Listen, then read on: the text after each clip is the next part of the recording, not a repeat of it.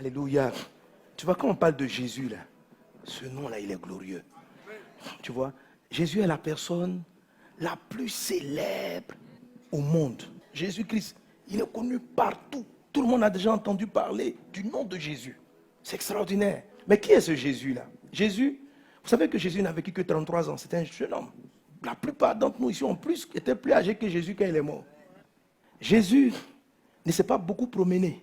Quand vous voyez le ministère de Jésus, l'endroit où il a circulé, c'est plus petit que la Côte d'Ivoire. Et la région où il était, c'est à peu près... Il y avait juste un lac, quand on dit Jésus, c'était juste un grand lac. Et puis Jésus passait de villages, les villages qui sont autour de la lagune. Quand on vous cite les différents noms des villes, et il a tourné là-bas pendant la plus grande partie de son ministère. Et lorsqu'il allait partir mourir à la croix, c'est là qu'il a quitté cette région pour aller maintenant vers Jérusalem.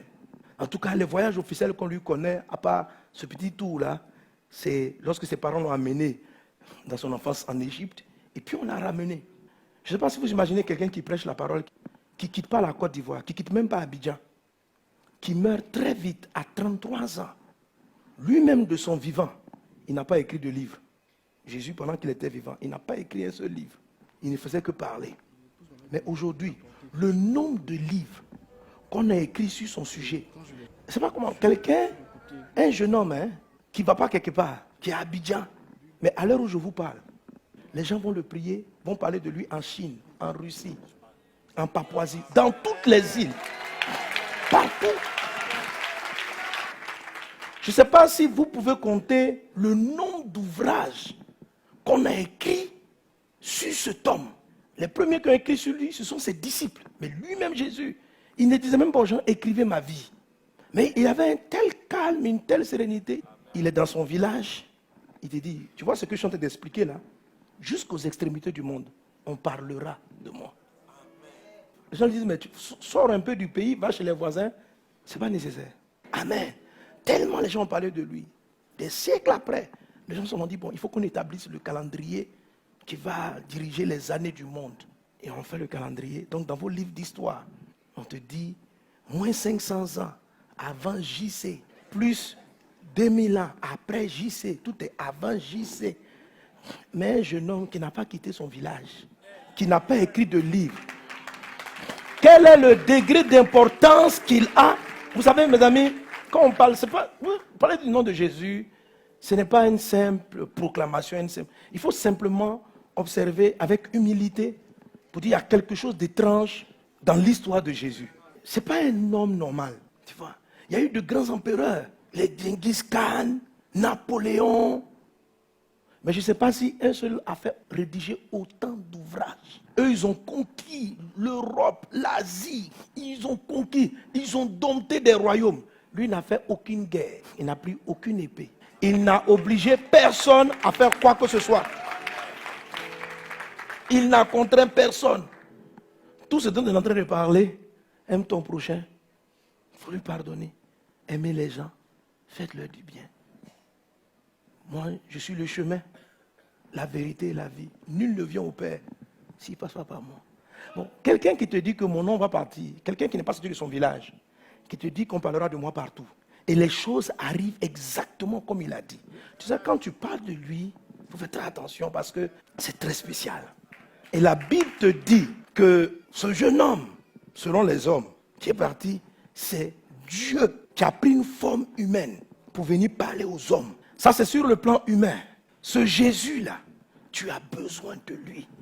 Lui, il n'a pas besoin de toi. La Bible dit de lui, maintenant parlons de ce que la Bible dit. Au commencement était la parole était avec Dieu, la parole était Dieu. La Bible dit, parlant de Jésus, que tout ce qui existe a été créé par lui. Rien de ce qui existe n'a été créé sans lui. Il a dit, en lui était la vie, et la vie est la lumière des hommes. Et il a dit, au verset 12, cette parole a été faite chair, elle a habité parmi nous. Ce Jésus, si tu le reçois, tu as la vie. Si tu n'as pas Jésus, tu n'as pas la vie. Celui qui a dit toutes ces choses, je veux dire, on n'a pas besoin de venir à l'église pour voir que Jésus est la personne la plus marquante de l'histoire de l'humanité. On n'a pas besoin. Vous savez, une des choses même qui a fait que je suis devenu chrétien, que j'ai quitté l'islam, ça a été la façon dont tout le monde s'évertuait à dire que Jésus n'est pas le chemin. Donc, quand j'ai lu l'histoire historique de Jésus, j'ai dit, mais le gars, Jésus, là, il est mort à 33 ans. Non, ce n'est pas Abraham, mais il est plus célèbre qu'Abraham. Moïse a ouvert la mer en deux, mais il est plus célèbre que Moïse. Il est plus célèbre que Barack Obama. Est-ce que tu comprends? C'est une histoire étrange. Alléluia. Et quand j'ai lu ça, j'ai dit, mais parce que je ne comprenais pas. Je dis, bon, il a vécu simplement. Et quand j'ai étudié mon Coran, je vois que dans le Coran, on parle de lui. J'ai dit, mais il n'est jamais même arrivé dans la péninsule, même arabique. Il n'est pas arrivé là-bas. Mais vous devez dire que ce que les chrétiens disent de lui, ce n'est pas la vérité. Et ce n'est pas les seuls groupes religieux. Presque toutes les sectes, mes amis. Je peux t'expliquer les doctrines de la plupart des sectes et des religions. Parce que j'étais là, j'ai toujours été passionné des choses qui concernent Dieu. Donc je lisais ça à la maison, je lis le bouddhisme, l'hindouisme, tout ce que tu veux, la théosophie, tout ça là, je lisais, j'ai étudié tout ça. Mais il y avait un dénominateur commun dans tous les ouvrages. Je trouvais étrange que, par exemple, dans certains de ces ouvrages, il n'allait rien dire contre Mahomet. Il ne faut jamais toucher, il a dit ça, non. Mais dans chaque livre, les satanistes vont vouloir te démontrer que Jésus, là, il était un sataniste. En fait, dans chaque religion, tout le monde veut s'attribuer Jésus. Mais entre eux, là, je n'ai jamais vu un autre groupe écrit pour dire que, par exemple, Bouddha, là, il était un musulman. Non, sérieux. Mais Jésus, chacun veut te dire, j'ai lu des groupes hindous, les sectes qui sont même des sectes qui viennent avant Jésus-Christ. Donc, tous les grands prophètes qui sont venus après Jésus, ils ont écrit des ouvrages. Et ils disent que même Jésus dont vous parlez là, il est venu se former. Que quand on n'a plus parlé de lui, entre 12 ans et 30 ans, qu'il est parti se former quelque part en Inde, vers la Chine là-bas. Je dis, en fait, non, mais les livres là, quand tu les lis là, ça dit que j'étais étonné, je dis, mais des livres qui transmettent une telle sagesse, je disais, mais ça, André, c'est Dieu. Parce que j'étais dans la quête de la vérité. Après, je suis tombé sur les livres rosicruciens et toutes sortes de sciences occultes. Et ils ont dit que Jésus est reparti en Égypte, il a été formé dans les pyramides, c'est là-bas qu'il a appris la puissance et le pouvoir, et qu'il est revenu, que les gens même savent pas que Jésus là, c'est le chef même des menuisiers. Tu vois de quoi je parle? Des francs menuisiers. Alors quand j'ai parcouru tous ces ouvrages, j'ai dit, mais pourquoi? Mais c'est un jeune homme, quoi. Il est parti à 33 ans. Pourquoi vous tous, vous voulez dire qu'il fait partie de votre groupe? Mais laissez-le dans son coin. En quoi est-ce que son message dérange-t-il autant le système du monde? Et ça, alléluia. Quand la Bible va dire Jésus a été crucifié pour le pardon des péchés, et eux tous vont faire une forme de déni de certaines choses. C'est-à-dire, ils vont accepter la sagesse de Jésus, plusieurs vont accepter les miracles de Jésus, ils vont accepter la puissance de Jésus, mais deux éléments sur le salut. Ils vont dire qu'il n'était pas fils de Dieu, ce n'est pas Dieu fait homme, c'était un homme, et ils vont te dire il n'est pas parti à la croix.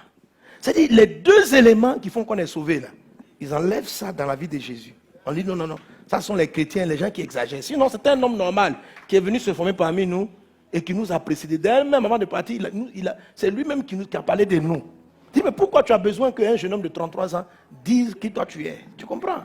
Alors, ma curiosité sur l'homme Jésus, j'ai dit, mais qu'est-ce qu'il avait qui dérangeait autant les groupes religieux, politico du monde entier?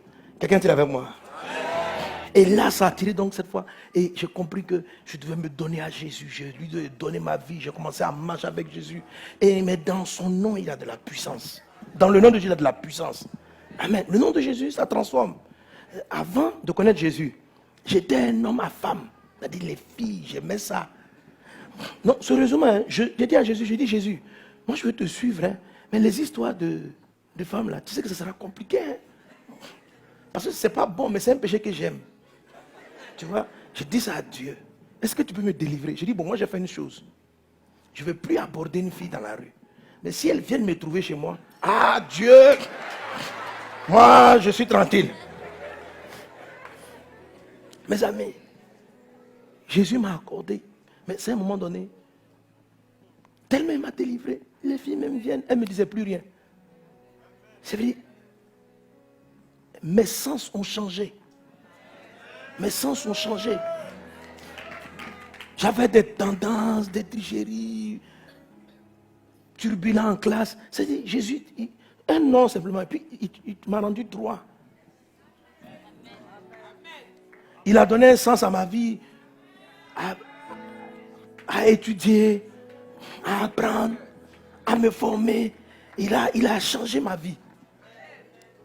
Jésus. Jésus. Amen.